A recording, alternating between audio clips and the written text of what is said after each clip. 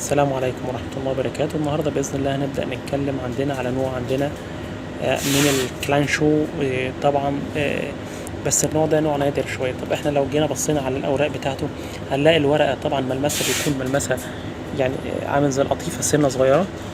هنلاقي عندي الأطراف عندي سبحان الله أكنها يعني حيوان مش نبات. هنلاقي إن هو بتكون لونها أخضر، وهنلاقي ان في عندي نقط منقطه في الاطراف بتاعه الاوراق عندي، واخده الطرف او اغلب الجزء العلوي من الطرف هنلاقي منقط بنقط لونها داكن. طبعا النوع ده نوع نادر ومستورد اصلا من بره، مش موجود في مصر. بيتحمل عندي الحراره، بيتحمل عندي الرطوبه، بيتحمل عندي نقص الميه.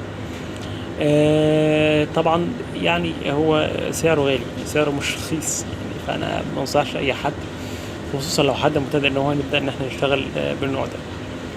مناسب سواء لظروف مصر او ظروف دول الخليج، بس هو يعني بنتعامل معاه بحساسيه شويه او بناخد بالنا في بالعنايه بيه لان هو سعره غالي. شكرا.